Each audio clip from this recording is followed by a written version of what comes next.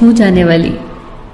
एक बार स्वर्ग में विचरण करते हुए कृष्ण और राधा एक दूसरे के सामने आ गए। विचलित से कृष्ण, प्रसन्नचित से राधा।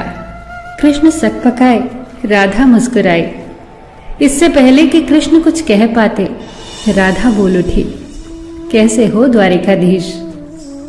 जो राधा उन्हें कान्हा कान्हा कहकर बुलाती थी, उसके मुख से द्वारिकाधीश का संबोधन कृष्ण को भीतर तक घायल कर गया।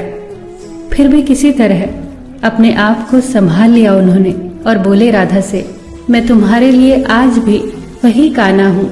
तुम तो मुझे द्वारिकाधीश मत कहो। आओ बैठते हैं, कुछ मैं अपनी कहता हूं, कुछ तुम अपनी सुनाओ। सच कहूं राधा, जब जब भी तुम्हारी याद आती थी, इन आंखों से आंसुओं की बूंदें निकल आती थी। राधा बोली, मेरे साथ ऐसा कुछ नहीं हुआ। न तुम्हारी याद आई, न आंखों से आंसू बहा, क्योंकि हम कभी तुम्हें भूले ही कहाँ थे। जो तुम याद आते, इन आंखों में तो सदा तुम ही थे।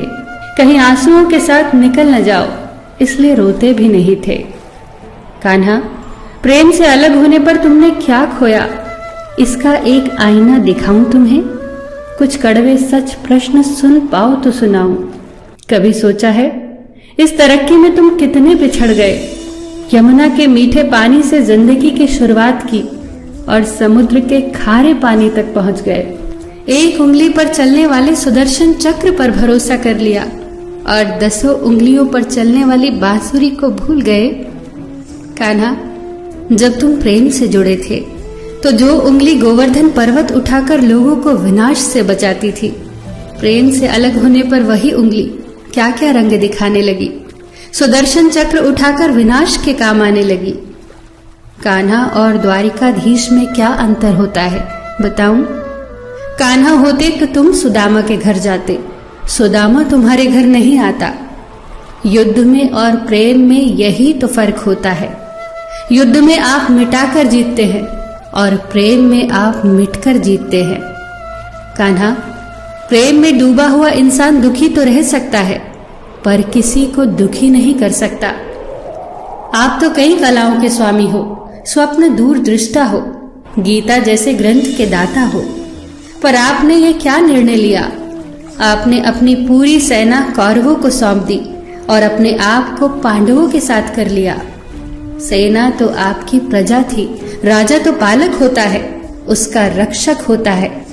आप जैसे महाज्ञानी उस रथ को चला रहे थे जिस पर बैठा अर्जुन आपकी प्रजा को ही मार रहा था। अपनी प्रजा को मरते देख आप में करुणा नहीं जगी, क्योंकि आप प्रेम से शून्य हो चुके थे। आज भी धरती पर जाकर देखो, आपकी द्वारिकाधीश वाली छवि को ढूंढते रह जाओगे।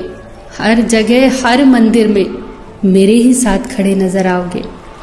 मैं जानती हूं कान्हा, लोग गीता के ज्ञान की बात करते हैं, उसके महत्व की बात करते हैं, पर धरती के लोग युद्ध वाले द्वारिकाधीश पर नहीं, प्रेम वाले कान्हा पर भरोसा करते हैं।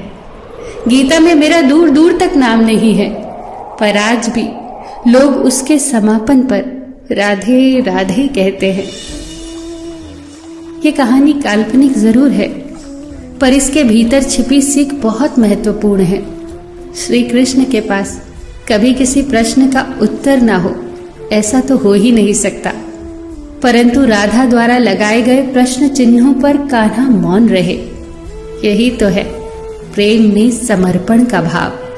पराक्रम में हमें हर किसी को हराना होता है, तब भी हम जीतकर भी हार जाते हैं, परंतु प्रेम में एक ही कईयों का दिल जीत लेता है।